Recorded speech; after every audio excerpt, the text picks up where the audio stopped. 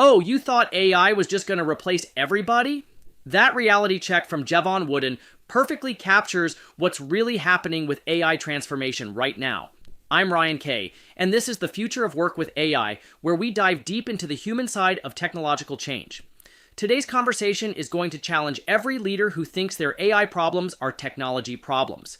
Jevon is a former Army veteran turned empathetic leadership consultant who spent 3 tours overseas before launching Bright Mind Consulting Group. And what he discovered will flip your perspective on why 77% of change initiatives still fail, even after 20 plus years of research. Here's the uncomfortable truth: we don't have an AI problem. Our AI is advanced, we've got really good tools. What we have is an empathy problem, an EQ problem, a culture problem, and a massive leadership crisis. Every organization I work with is dealing with the same pattern: excitement at the top, fear at the bottom, and leaders who think data dashboards tell the whole story. Jevakin's going to break down why the chief data intelligence officer at Pepsi says you need people to understand the why behind your data, how military after-action reports could revolutionize your team meetings, and why asking questions without defending or solving might be the most powerful leadership skill you never learned. Plus, we'll explore the fascinating reality that when it comes to AI adoption, everybody became equally stupid overnight, and there's a good chance your newest employee knows more about these tools than you do. If you're a leader struggling with technology adoption, team resistance, or wondering why your change initiatives keep failing, this conversation is about to give you a completely different playbook. Ready to discover why empathy might be your secret weapon in the age of AI? Let's dive in. Well, Jevon, I'm super excited today. You know what? It's this has been a track record for the last 3 weeks where I'm mostly talking to people about change and empathy and leadership, even though usually I want to talk about AI because I think they go hand in hand. And so maybe to kick things off, just like, how did you get to where you're at? Like, what leads you to the point where you're like talking about empathetic leadership and that type of stuff? I mean, for me, I started my company while I was in Afghanistan. So I have an army background. I was in the military for 12 years, did 3 tours. And when I was on that last tour, it was like the middle of it. A suicide bombing had just happened on the base I was stationed in. So we lost some people. And I was just like, man, I don't want to do this anymore, but I still want to serve in a different way. And my background is technology. I'm cybersecurity. I have a master's in it. I have a CISSP and all these other things. But realized that it wasn't what served me. I wasn't at my best in those situations. It just paid the bills. So I Googled. I Googled, like, what are some career fields that people operate in when they want to help people see their power and tap into people. And coaching was on there. Of course, speaking is another thing, but coaching was on there. So I started my business, and initially I was focused on helping underrepresented groups, specifically men, overcome traumas and uncertainties so they can move forward in their lives. And then that happened to be a lot of veterans. So started with veterans, and it morphed into what it is now today as Bright Mind Consulting Group as we know it, where I noticed that most of the people who I was coaching, they were leaders or they were entrepreneurs. And those leaders and entrepreneurs, a lot of what they were talking about was tied to two things: either mindset, because they didn't understand, they didn't believe that they could do something, they didn't know if they deserve what was coming to them, or they didn't believe that they could take the next step. So I wrote a book called Own Your Kingdom in 2021. But there was another component to that, the social aspect of it. And I was like, mindset is cool, but it doesn't really service that interpersonal. It talks more about the intrapersonal. So I talked about emotional intelligence, and empathy is that first real condition under Daniel Goleman's model of emotional intelligence.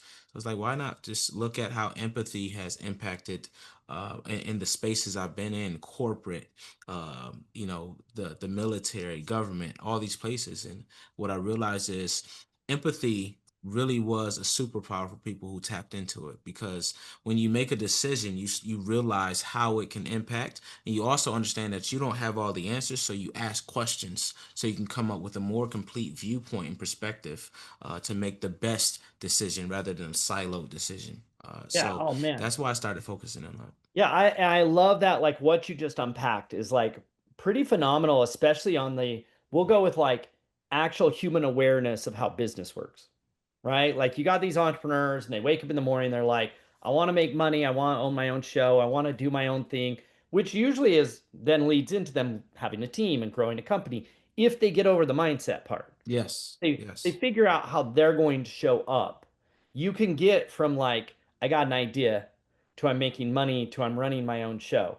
And at some point, it's probably in this like 5, 10 employees. It's probably when you move from it's me with some helpers to I'm actually hiring professionals to do their jobs, that this empathy starts to kick in because, Hmm. the ego has to go away. You have to understand people. And I'm with you from my past experience over the last 20 years running a company and scaling. Empathy is probably one of the most undervalued tool sets. Absolutely. Being able to see the world from somebody else's eyes who isn't you. Because I'm almost never the employee. Like they're so different, dynamically different than me. And I'm almost never the customer, like HR people I sell to, or business owners or sales managers. Like I'm almost never them. Yes. And that's what empathy does. Like you mentioned the customer. If you think about marketing, it's more about the psychology. It's usually never a budget issue. It's about whether you're conveying it the value so they understand that this investment, and I usually listen for that language, whether they're saying what the cost or the investment is. This investment is something that the a return on that investment is going to be 10x to whatever I'm paying for it, it's worth it. That psychology, understanding that that's how they're looking at, and they don't care about, how awesome the product is. They care about whether the product is going to solve the issue that they're looking at right now. And that's what a lot of people, a lot of companies go under because they're focused on so much of, oh, we can do this, this, and this. But the customer is left thinking, okay, is it specifically going to do what I need it to do? You Right. forgot to ask me the right questions to understand how I would leverage that. All right. So that I think that empathy, I know that empathy is just a key component that is especially missing right now, because we're in such a transactional time in society right now. Yeah, and I think you kind of land on a good part that, and I don't think it's a one and zero thing. I think it's a balance thing. We're just out of Hmm. balance. Like if you look at the world where we're at today, data, and nobody gets in trouble for saying we're gonna figure out how to make better decisions based on data. Okay, like No, that is, you could throw that, it's like red meat. You throw that red meat out there in the corporate world right now, and they're like, you're exactly right. And you bring AI to bear in that, and you're like, oh, we just got a tool that will make us better at crunching and analyzing all this data. And the psychology portion, whether it's marketing or sales or team dynamics or even adoption of all these technologies, is kind of become woo woo.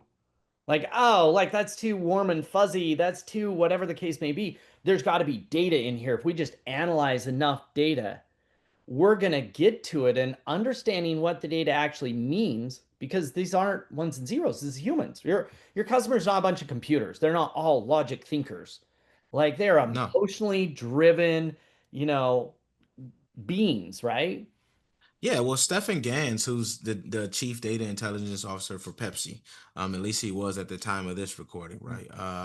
He once said he talked about the empathy gap, and he said that if you pay too much attention to the data tells you the what and the when, but it doesn't tell you the why. To get the why, you have to go to the people.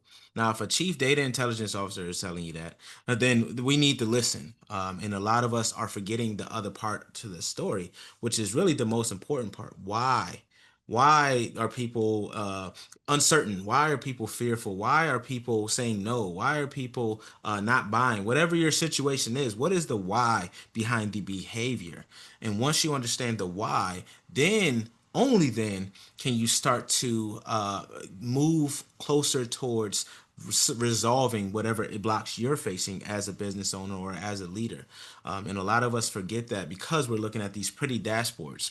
And another component of data is a lot of it is really like a lag. It's not a leading indicator. It's telling us what happened in the past. It's not telling us what 100%. could happen. So we're facing that often, and a lot of people don't look at it like that. They're just like, oh, we have this pretty dashboard. It's telling me that I need to make this decision. Well, that was a point in time.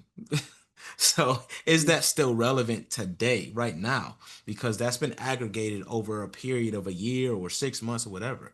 And things change at the speed of business or the speed of life. So it may not be relevant anymore. Yeah, and I think that's probably when we get look back and you and I sit down and talk 3 years from now, that's going to be like this one part, this idea of like historical data can be used to predict future outcomes when you're growing at a nice, smooth, consistent trajectory, meaning the world is, you're assuming the world is going to be pretty much the same tomorrow Hmm. as it was yesterday. And therefore, I can kind of just extrapolate this out. I can look at the data and be like, this is what the customer problem is, or this is what the employee problem is, or this is what our team wants, or whatever, given kind of just a normal trajectory. But when you bring in a mass change, like COVID, like massive swings in the economy, but generally huge swings in technology, huge swings in fundamental core bedrocks of how business is done. All that past data suddenly is missing huge chunks. And AI Yep. is a great example of that. Not, oh, what technology is better. And, we've got all this like data indexing on which one's better and where it'll be, blah, blah, blah, blah, blah. But actual human adoption of a technology they don't understand, that's being led by leaders that don't understand it. Like when you enter that space, it's kind of the like, why did Steve Jobs build the iPhone the way it was? The old data was plastic keyboards were the way to go. Hmm. Like you look at that as probably our best example of like, where's BlackBerry and where's Nokia and Yep. where's those guys right now versus Steve Jobs? There was no data saying that the iPhone was the right path. It wasn't in the data. It wasn't in the data. And it wasn't when they asked people, like people weren't saying I need a touch screen, but what it was he understood functionality. Mhm. He understood that there was an opportunity to make it easier, to make it better. Now, of course, there will be some switching costs because people were used to flipping a phone or pressing the touchpad, but the main functionality behind it was pretty much the same. It was just no buttons. Right, the Yeah. buttons were behind the glass rather than in front of it. So when we look at that, it's like, how can we, even with AI, right? How can we let people understand that this is something to augment them? The same tasks that they hate doing, that the mundane things that really shouldn't be in their job description because they need to focus on what actually is the human part of that job. That's what we're looking to take on with these technologies. And if the sooner we understand and leadership conveys that, is the sooner people will be able to say, okay, hey, here's my iPhone. Right. At first, I was like, I don't know. And even now, iPhone doesn't have the most market share. But what we know is when someone sees an iPhone, they're like, oh, okay, that's someone with some substance, right? It Yeah. conveys a certain message for people. But everyone loves it because of its simplicity. So if we convey technology the same way in this AI mind frame, then we can start getting some buy-in from other people who feel like they're going to be impacted. And that's what's going to be necessary because we're actually seeing people who are struggling right now. They're getting laid off, right? There's so much uncertainty in the economy, and now we have these swaths of talent, at the time of this recording, coming into this pool, and everyone's competing for the same roles. And because the leadership really doesn't understand how they're going to use technology in their organizations, there's a pause, there's a freeze because now they're trying to scramble and figure out what can I use. I just got rid of 10,000 people. What can I plug in to make sure that work is still being done? Because what's going to happen is people that are still in place are going to be burned out because they don't have the psychological safety. They're like, am I next? And now you just dumped on 10x the work that I used to do. In a lot of these organizations, they silo work. So someone probably forgot how to do the tasks now that they were given. So there's so much that's going on right now as we figure these things out that I feel like really, Ryan, we need to slow it down and really take time to speak to folks who can analyze all of this that's happening and say, okay, here's what's really true about the technology when you say AI, because it's so broad. Here's what's Mhm. true about what can take place, and then here's what's not true about what can't, because there's some organizations who have call centers, for example. I've seen call centers get rid of all their people and then they had to bring people back because it didn't work the way they wanted it to. So we could talk about that all day, Ryan. Oh yeah. Yeah, and I think that, and this isn't like, that's not a new situation. No, it's Technology not. may be new. The situation of like, hey, we heard that we could outsource all these jobs to India and it would be just as good, or fill in the blank wherever, right? And then we like ripped the lever. The spreadsheet said, hey, if we do X, Y, and Z, it's going to save us this money. It's going to work perfectly. Nobody making the decision and building the spreadsheet had actually done the job, had seen the transition, had kind of like nailed it first and said, oh no, we're extrapolating a proven model.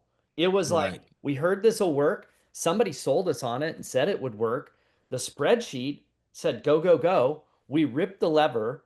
We had our train here in America, our team here in America train the people, knowing they were going to get fired afterwards.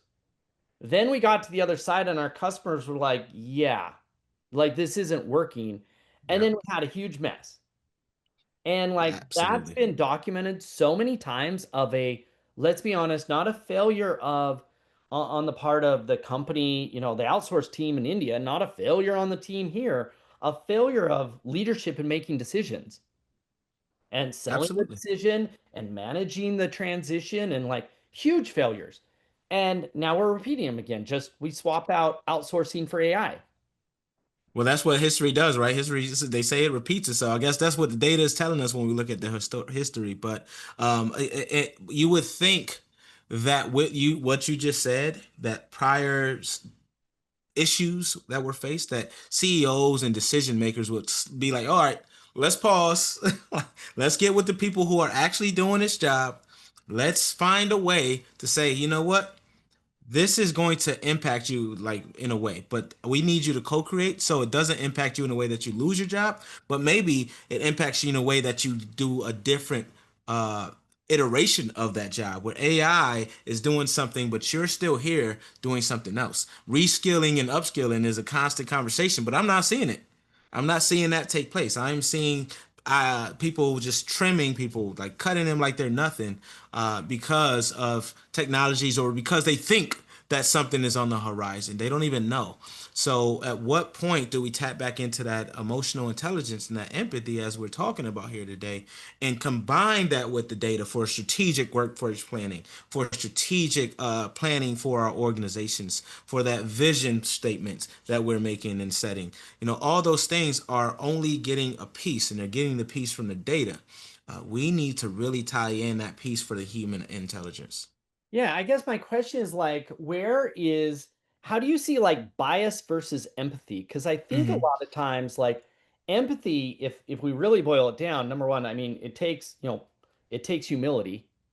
It Number one, does. it takes swallowing your ego down and being like, I'm not them, and it's worth understanding them.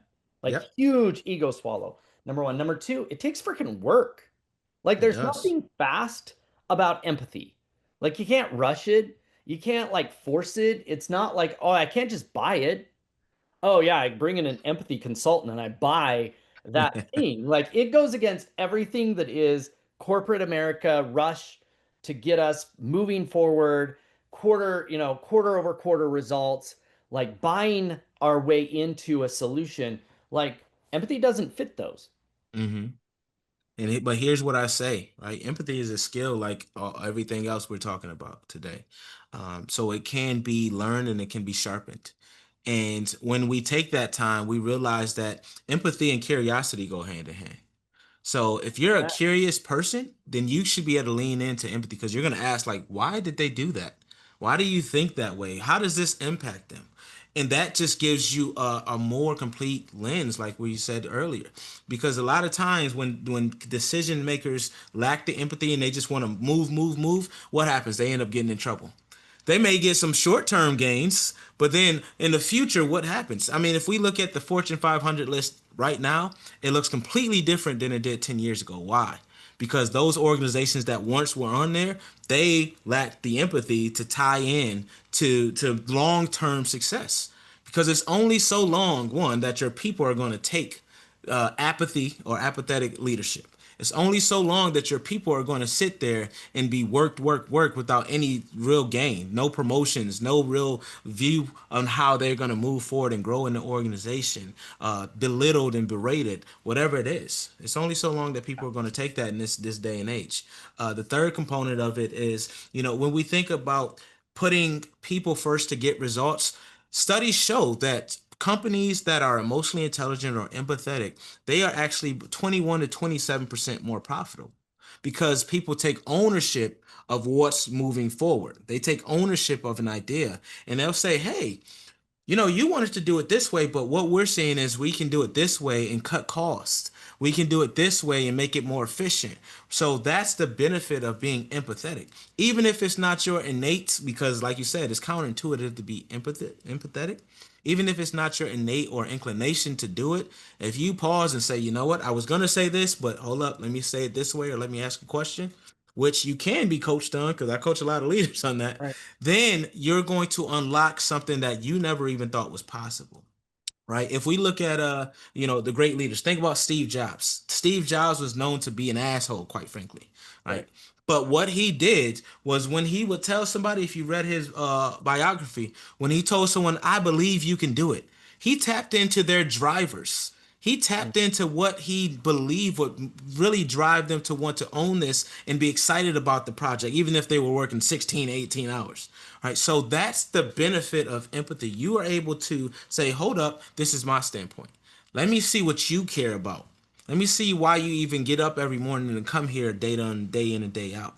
And when you understand that, then you're able to put that into play as people do the work. So I venture to say that, people ask me like, when is empathy? Can you be too empathetic? And I'm like, no, because that becomes a people pleaser. That's no longer empathy, right? So Right. we have to start differentiating between what is empathy, what is people pleasing, what is sympathy, what is apathy, so we can really get this clear line of what we're talking about here today. Yeah, and I think you nailed that first one. If we look on that empathetic dynamic, a lot of times we apply empathy to somebody who is nice. They're Yes. nice to Yes. me. They try to please me. And clearly, if you really want to be a people pleaser at an extreme, you will have empathy because you understand how to please somebody. But there's Mm-hmm. a difference between empathy and the action you take afterwards. There are a lot of brazen people that are hyper empathetic, meaning I understand that I'm not the same as everyone and I seek to Mm-hmm. understand these people.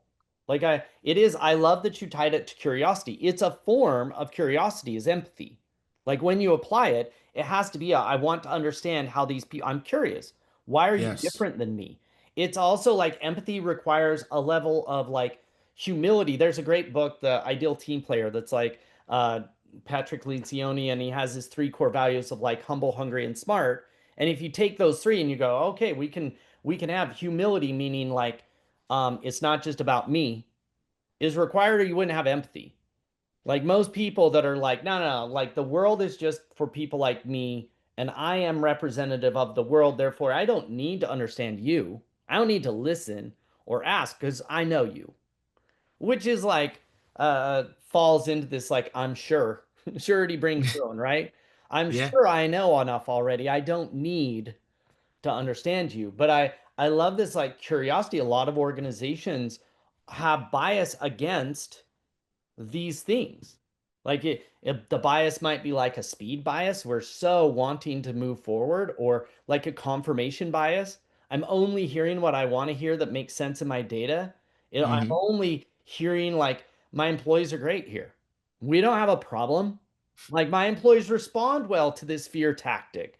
Oh no, you're just seeing the confirmation of what you want to see because seeing the opposite would have meant you were wrong, that your approach wasn't going to work, that you were going to have to slow down. Heaven forbid you're going to have to like be more pragmatic.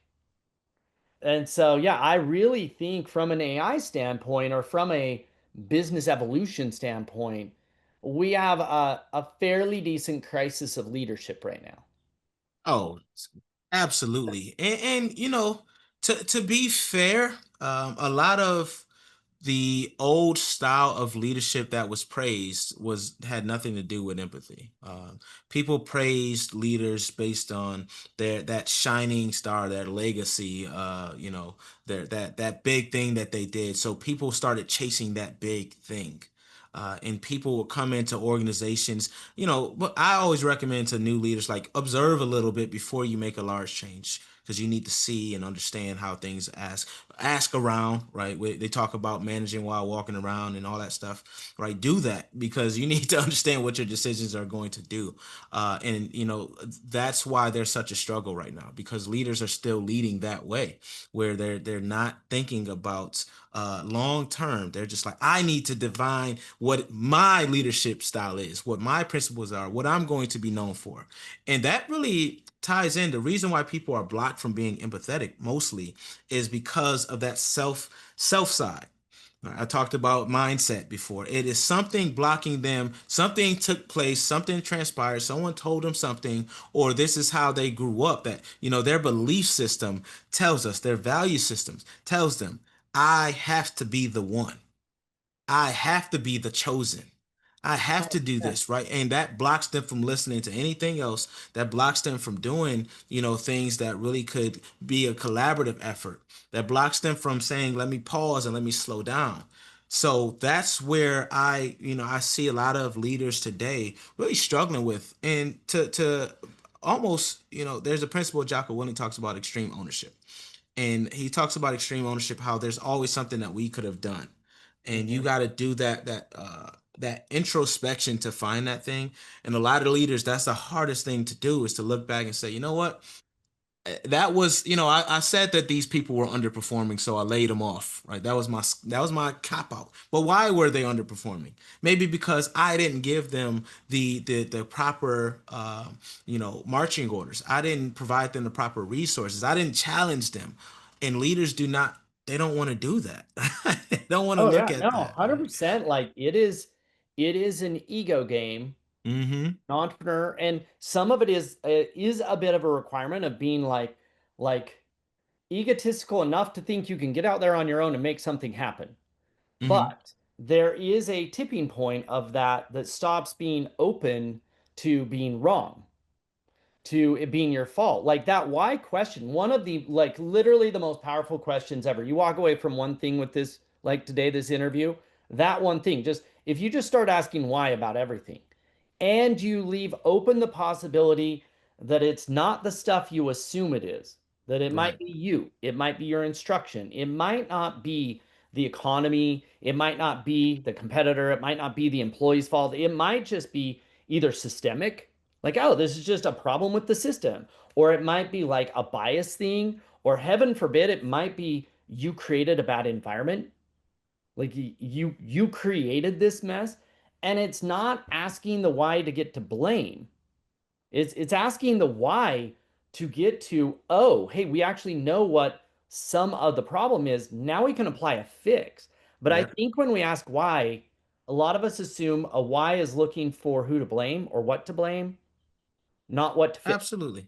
Yeah, right? that's why, that's again why we get in trouble, because we're so used to having a scapegoat and pointing fingers. That does nothing. It does nothing. You can talk to that person on the side and say, this is what I want to see. That's feedback and advice. That's the managing up, right? That's getting someone the people management skills that we need to kind of work on. But even in the military, a lot of folks in the corporate space, they like to kind of use military jargon and how the military moves, and they get it all wrong. I'm just going to say that from my experience. They get it all wrong because everyone thinks that the military is something like this bravado and this macho thing. But when we look at a mission or we look at a project, we go slow first.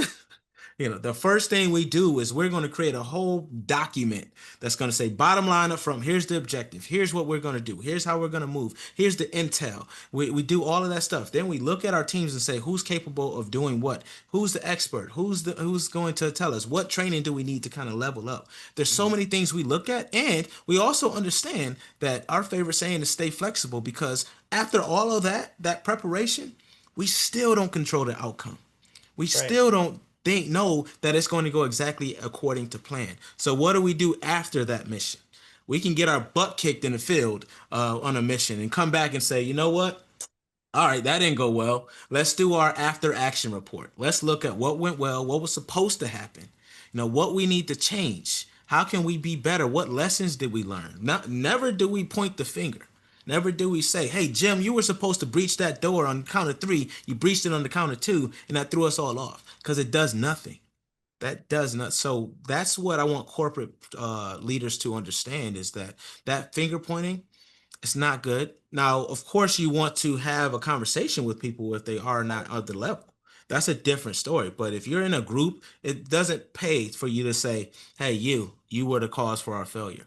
Now you can say, "What did we learn from this situation?" And that's again that empathy, that emotional intelligence comes from that. Because sometimes you're so upset or so excited that something didn't go according to plan that you all your training, all your cordialities go out the window.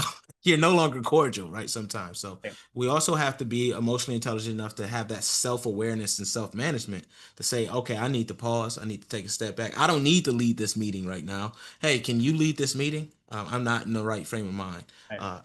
So we need to be able to do that to really get the best results. And I think that's where most businesses throw AI out of the mix. Exactly what you just laid out. If you're lucky, you're at a business that talks about it but doesn't do it. We call this Mm, like the do say ratio. What we do and what we say are two different things. Like, oh, we love failure and we love our team taking risks and we learn from our failures and we don't punish failure and all that kind of stuff. And yet, if you do an after action report, which we do in like if you're running agile, like this is how yes. sprints are supposed to work. You're supposed to Yep. stop at the end of every 2 weeks and be like, okay, where do we go wrong? What do we do for next time? But there's this weird tipping point when you come in with the whys and you unpack what happened and you identify, hey, there were these failures or these challenges or these unexpected things or whatever. There's this weird tipping point where you can choose to drill down on the who did it and punish or the and so we. And so for next time, we're going to do, and there's this weird like fork in the road everybody gets to, and like the default momentum is almost always to blame because for whatever reason as society, man, we love figuring out who to blame for shit. We're just Yeah. like, and so it's that person because It's I feel easy. protected. Oh, it's hella easy. It's The easy. hard part is to go, and so for next time we're gonna do X, Y, and Z, and here's how we're gonna get everybody to go, yeah, yeah, we screwed up this, and we're not gonna do that next time. Instead of going, we screwed up this, so I might get fired, or and that's like instant cultural. Uh, the easiest way to figure out how safe your team feels, do that Yes. after action thing and see how quickly they can get to. And so we are going to do this, this, and this, not like head down, oh shit, like, or hey, I'm going to throw somebody under the bus here and make sure that I'm safe, like instant seeking of like higher ground because it went bad and we're not looking to learn. We're just looking to like explain and Yeah. have our ass covered. Be the best. Yeah, yeah, that CYA gets us every Yeah. time, right? We always Oh looking yeah. for a see or cover your ass moment. So Yeah. it's like when you think about that, there's so many lessons that we miss because we don't do the and so we like you were saying. And if we took a step back and we did, okay, say we identify a pattern here that there's someone who just is not pulling their weight. And then the way you handle that is going to be different if you take an empathetic approach. Because Right. again, that extreme ownership, you're gonna look at it like, okay, who keeps doing that? Oh, hey, Jim, you keep making the same mistakes. What's going on? Is there a way I can better support you? What I'd like to see from you is this. Your error rate on your code is, right now your code is 90% clean. We need to get you up to 98. What can we do to support that? Do we need some more training? Whatever it is. If we can ask those questions to support that person, then we can have this accountability piece. Because the first step as a great leader is to take accountability yourself. Because Right. your people are going to operate at the level of your leadership. So if I take accountability and I say, all right, I'm going to support you, I've identified, I've looked at you, and now I need to make sure I provide whatever resources you need. Now they can be accountable. I'm going to provide a moment where I'm going to check back with you. I'm gonna say, all right, I'm gonna provide this. I'm gonna give you some more challenge. I'm gonna push you a little bit here and see how you perform. And then that's when you can kind of make that the individual development plan and make sure that they're on the track and say, all right, if they don't get it right, then we could talk about the consequences of that. But too often we're like, oh, this person is a non-performer. They got to get up out of here. You hired them for a reason. Yeah. Whatever. What was that reason? So Well, we and I have to don't think stop leaders, jumping, right? yeah, I don't think leaders realize that their methodology in how they handle those situations has so many ripples and repercussions that have nothing to do with that situation and that person, Right. right? Like, hey, did you handle it the right way and you got rid of somebody who wasn't going to progress? That does matter to the team, but how you did it, how you got there shows them, okay, I can take some risks here because I know, like, if something goes wrong and we will unpack it, it will be fair.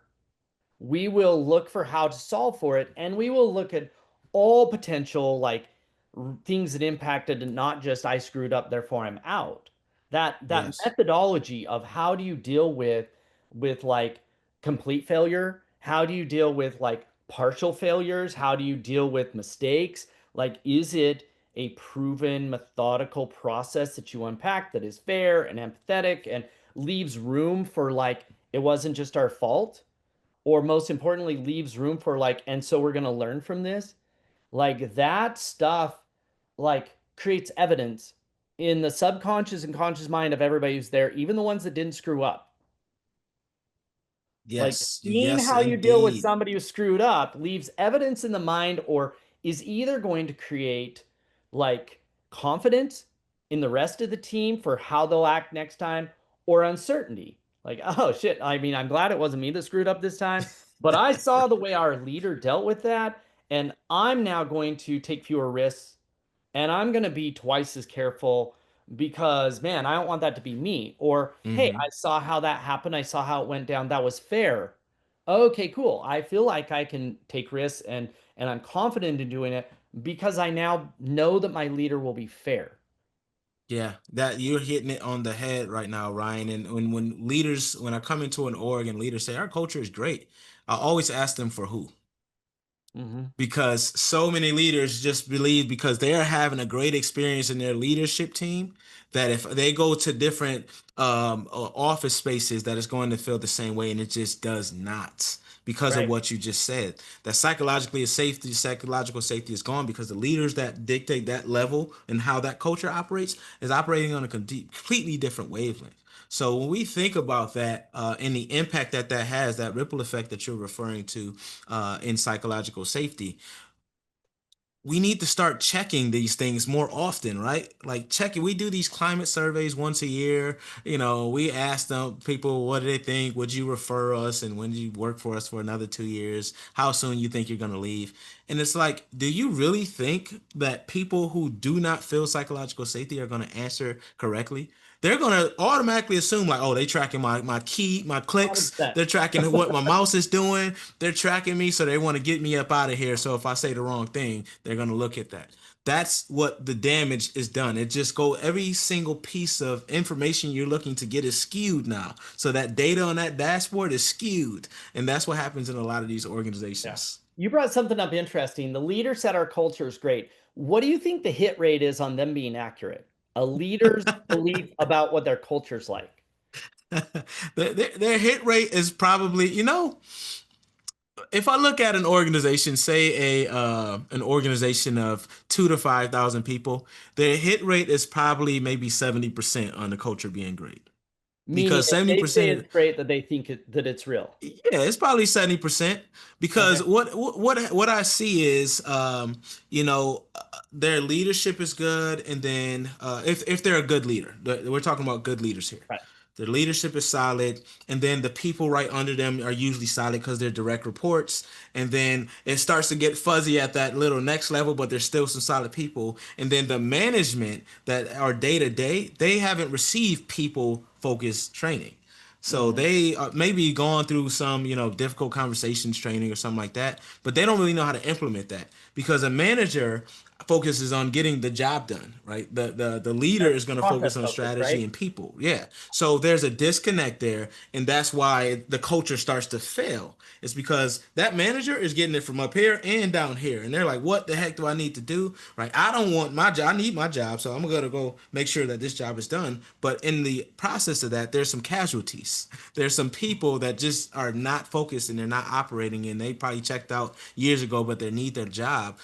So that's where we're at in these companies. So that's why I say probably 70% because up here Right. is great, it's cool for them. Then Right. after the manager and below, there's usually some issues.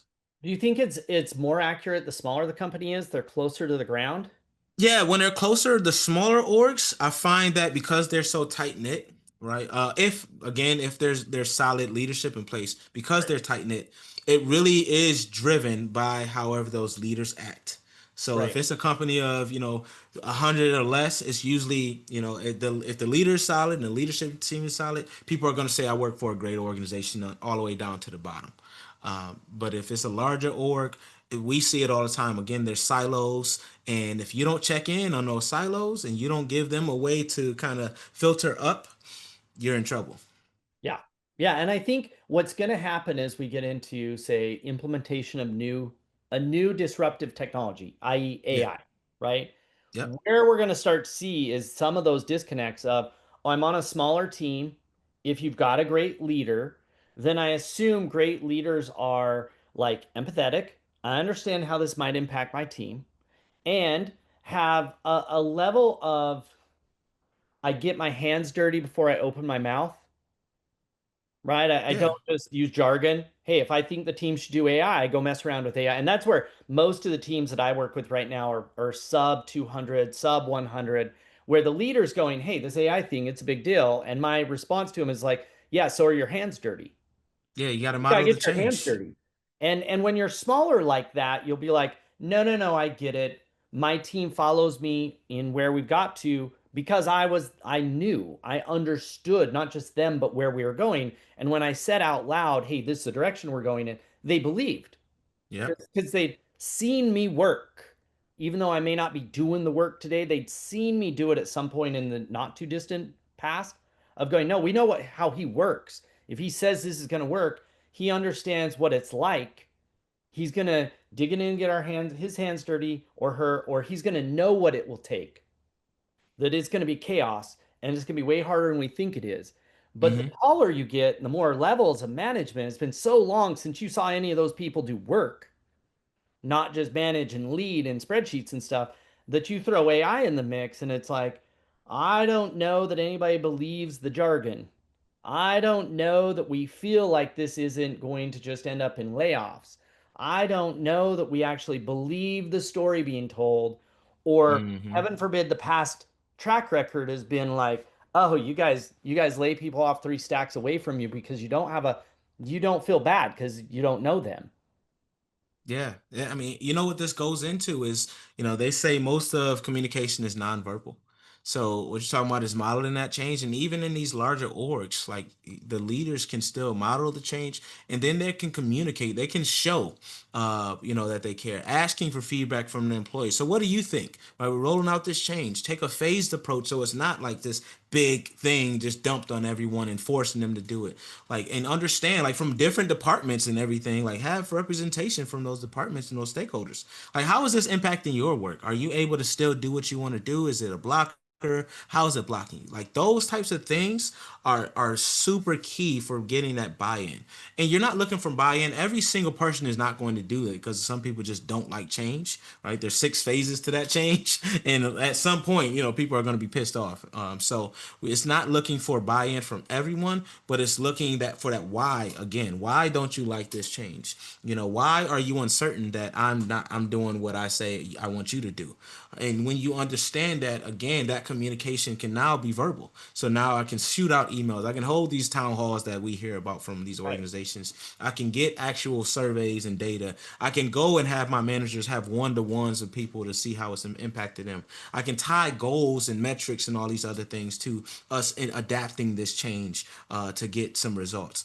Without that first step, without that non-verbal piece, again, everything is going to be skewed, and the impact and the effectiveness is goes down tremendously, which is why like 77% of change initiatives still fail after 20 plus years of the first paper on change, right?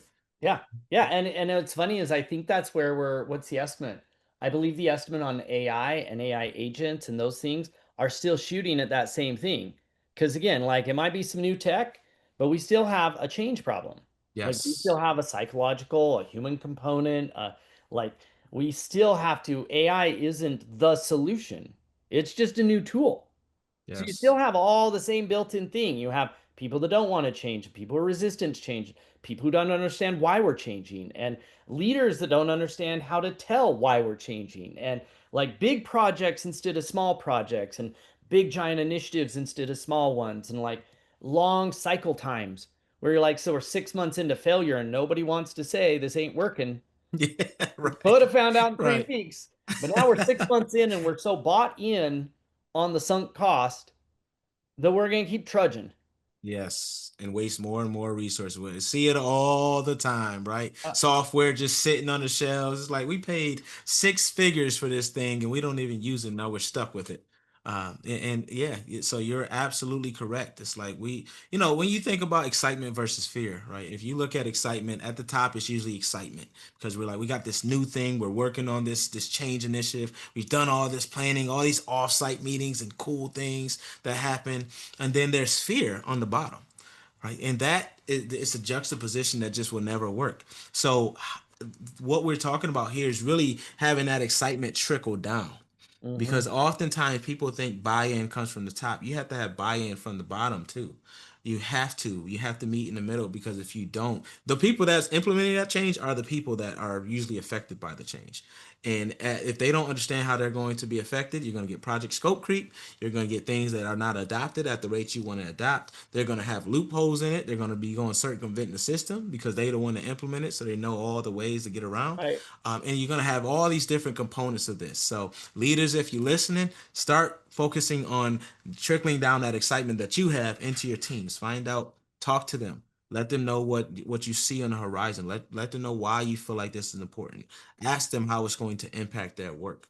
Have some ambassadors and champions to understand, like from different departments and sections, what's going on day to day within their organization.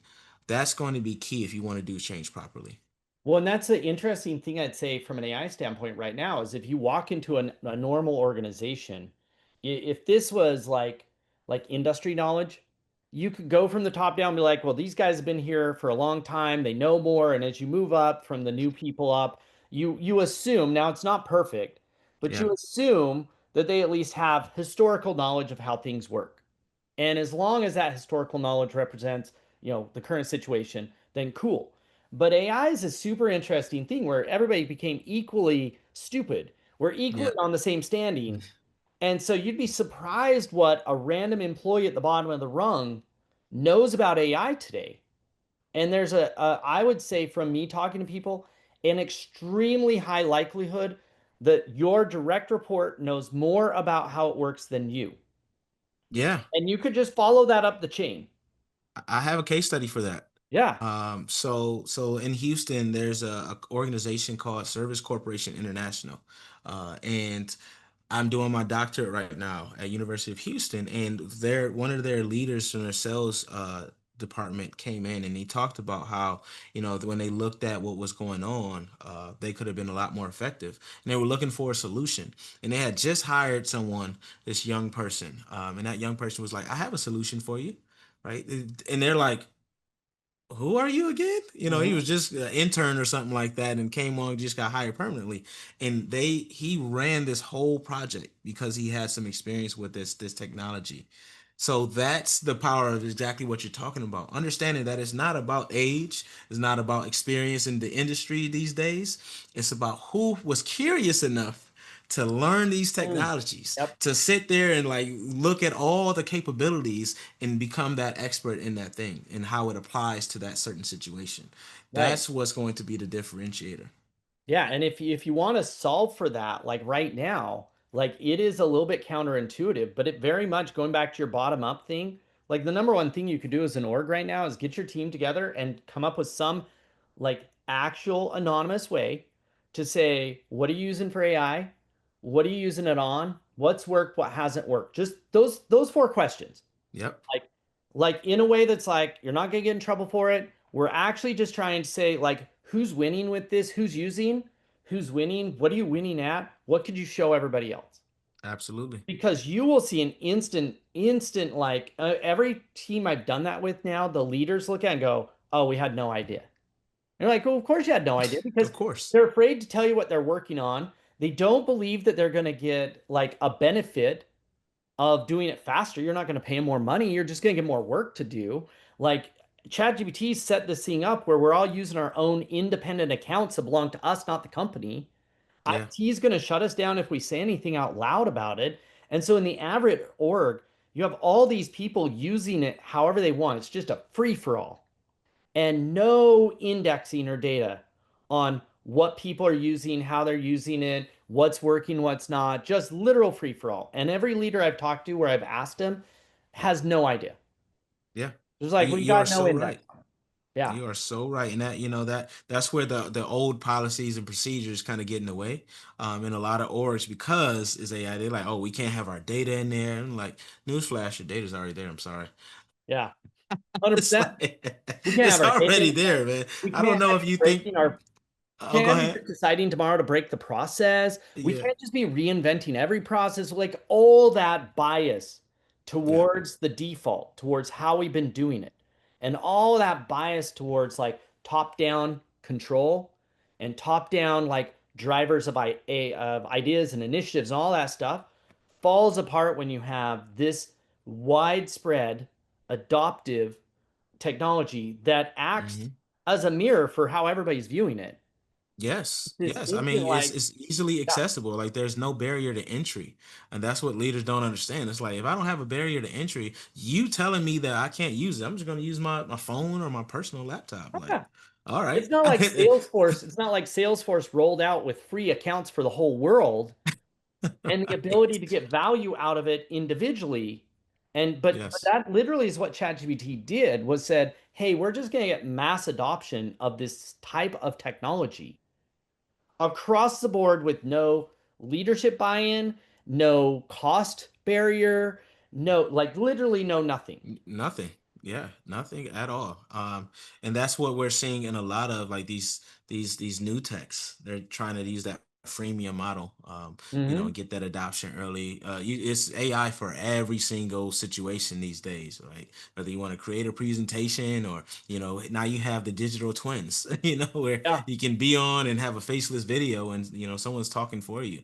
They're not real. So it's like you have all these situations and scenarios that AI is being used, like companies just got to get with it. And like you said, understand that we're all coming from the same playing field, but we have to look at who has taken the time to really understand how that can be beneficial from an organizational standpoint and give them the power, give them the ownership of the projects to help with implementation. Even if they are an analyst level, Right. even if they are entry level, they have the most knowledge. Why not give them a chance? So if you're a leader right now and you're listening to this and you have just like a couple core takeaways for them to be like, all right, so massive chaos at the bottom of this, huge disruption in the economy, like, and the potential of like disruption and resetting of entire industries. As a leader, I wake up like next week, like, what's my approach that gets this thing going? Like, what are a handful of those things that are like, hey, if I did a few of these things, that it would at least point me in the right direction. Yeah, asking questions. Come off the perch. You got to come off the perch and ask questions at every level. Hubert Jolie, who used to be the CEO of Best Buy, when they had that turnaround, that's what he did. He went to the bottom levels and he went to various stores and asked questions. And what he got out of that was some of the patterns, like trend Mhm. analysis. Oh, these people are doing well at this store because, these people said they felt this, and this, or they did this and this and this. And then you can create like processes that can be applied, and then give ownership to people. Don't look at the level, the title, but give ownership to people who have that promise to on these different situations and let them rock. Let them roll, Yeah. give them the resources, and you will find that people will start getting that buy-in and adaptation, and then they'll want that ownership. They'll want to have these ideas flowing, so they can come to you and say. So it's really about again getting that buy-in from the bottom up, and then make sure you're understanding that data, that technological data, because human data is another thing. Technological data is only part of your story. Do not look at that dashboard and make a decision.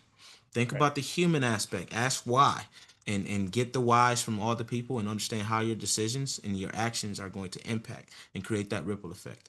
Then you can start really playing this game and be Yeah, and around I for think 10 this plus like, years. yeah, you nailed it right there.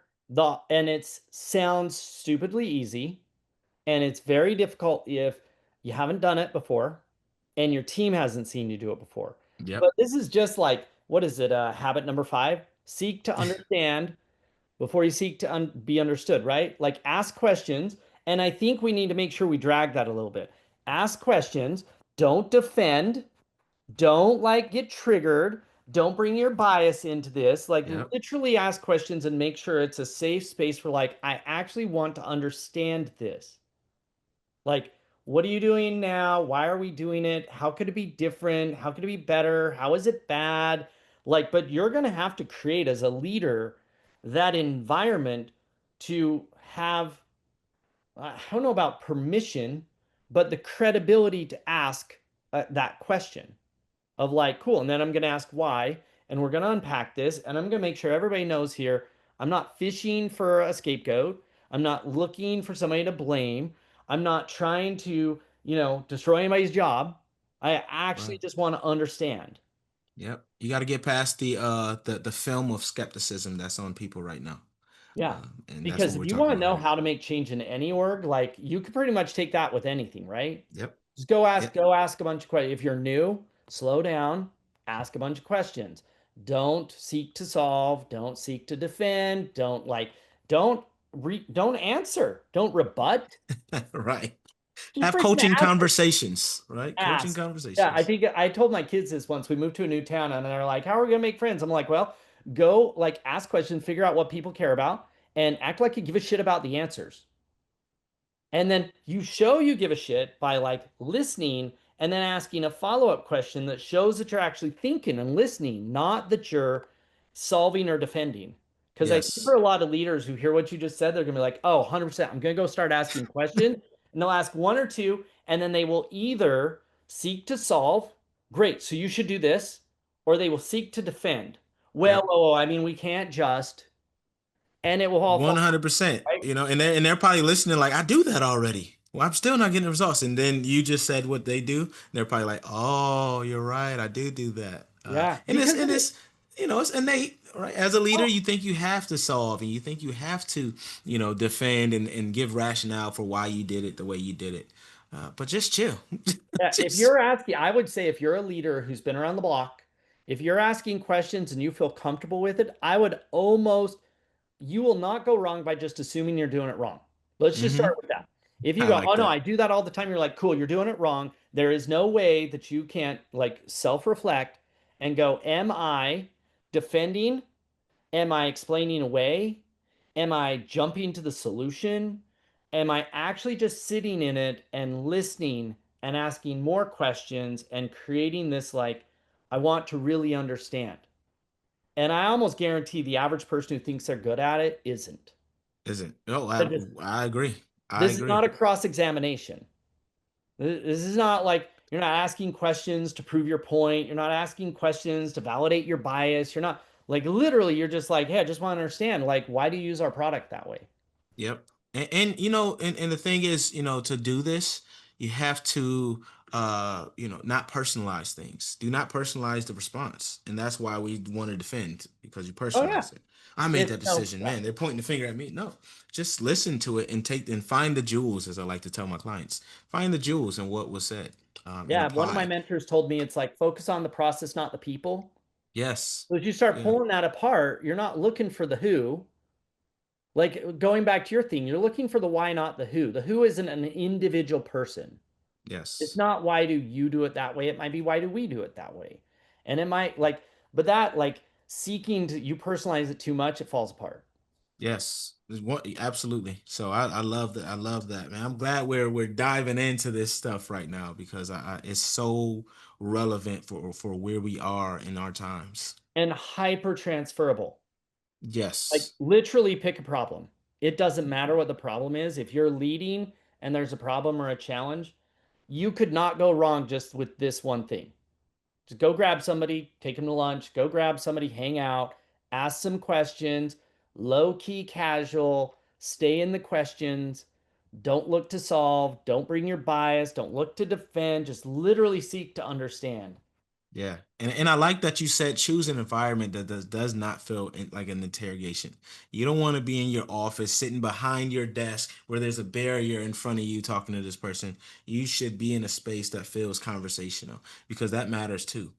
So I love that you Again, also because there's included that. psychology here, right? Yep. Like you gotta set the stage. So I would always like I would travel with my team to trade shows way past when all the other we were big enough. I didn't need to be there. And it was because this is like we're away from the office, we're working, yet we're hanging out, we're eating together, like we're around other teams, we're around customers. And so it was this very casual environment for me to like rep through the understanding of like, oh, cool. Why did you tell that person that? Like, oh, Yeah. interesting. Why did they have that question? Like, oh, interesting. Who was that you just talked to? What is their industry? Why do they use like there? It was just this like this extravaganza of question asking of just like, Yeah. oh, cool, casual environment. Customers are casual, employees are casual, our competitors are there, but they're casual. Like I could just sit there and ask questions, and the guards were down. Yes, indeed. Yeah, because you're getting them in that situation where everyone it just feels conversational. They don't feel like, oh man, this the boss. I can't screw this up, because Yeah, of how you're approaching. And then they feel like they're valued because you're asking them. You're getting their viewpoints. You're not saying you should have done it this way. Like, why did you do it that way? You should have done it this way. You're saying, why did you do it that way? Oh, interesting. Okay, cool. Tell me more about that. yeah. That's the beauty of how you go about this. Yeah, get your hands dirty with your team, get in a casual spot, ask some questions, show them you can work. Like it's surprisingly the answers are easy and difficult.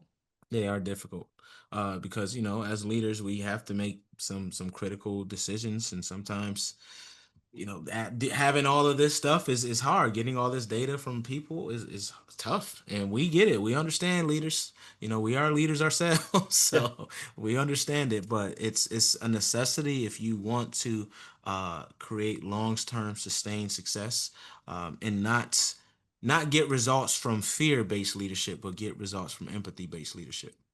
Yeah, and I love just to end up, I love what you said about like, whether you're going to do a survey or some of those things, all Hmm. that stuff works way better when you started with the casual conversation and questions.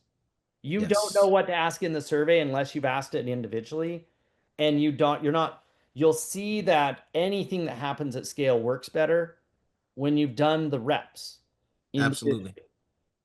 I wholeheartedly agree. In 100%. academia, we have to have, our questions and the way we frame a survey. It has to be based on theoretical precedents. If we looked at it that way from the business standpoint, we would be a lot better off. Because right now we just throw a question on a survey that we think is a good question, and it's really not because it has no value. So Right. I challenge us to start getting like theoretical precedents per se, business precedents on the questions that we're asking. Like the questions you were saying are phenomenal. Yeah. So And on the business side, you could use along with theoretical precedents, probably like individual precedents. I yeah, asked it individually. I asked it 3 or 4 times. I heard the yes, answers. I massaged it a little. Like before it was like we are so tuned to do it in mass at scale. Like yeah, yeah. You're right. You're absolutely right, man. Love it, Well, man. Jevon, this was awesome, man. Like, and if you're a leader listening to this, literally go back to the last like 15 minutes, clip that shit out, and listen to it every day for the next week or the next month. Like that questioning flow, if you want to know what it takes to like run a successful organization during chaos or during change or during that stuff, like that's your number one. Just like you got to get start asking questions and be curious. 100%. I appreciate you, Ryan. This has been a Hey, man, phenomenal conversation. And leaders, make sure you reach out to us. We would love to hear your questions for 100%. sure. 100%. Well, thanks, Jevon. Have a great one. My pleasure. You do the same. Wow, Jevon just delivered a masterclass in why the future of work isn't about the technology we build. It's about the humans we choose to lead through the transformation. Here are the 3 biggest takeaways. First, data tells you the what and when, but only people can tell you the why. If you're making decisions purely from dashboards, you're missing the most important part of the story. Second, psychological safety isn't just nice to have. It's the foundation that determines whether any change initiative succeeds or fails. And third, The most powerful leadership tool during uncertainty isn't having all the answers. It's asking better questions and actually listening to the responses. Jevon Wooden is doing incredible work helping leaders develop empathetic leadership skills through Bright Mind Consulting Group. You can connect with him on LinkedIn. We've got his information in the description. What hit me hardest was his point about coming off the perch. Too many leaders are making decisions from their ivory towers, assuming their experience at the top represents what's happening throughout the organization. But here's the reality check. If you think your culture is great, you're probably only 70% right, and that other 30% is where your biggest problems are hiding. This conversation reminded me why I'm so passionate about the human side of AI transformation. Yes, the technology is advancing at lightning speed, but the fundamentals of change management, empathy, and psychological safety, those are timeless, and they're more critical now than ever. Drop a comment and tell us about a time when asking questions instead of providing answers completely changed your perspective. I'll see you next time on The Future of Work with AI.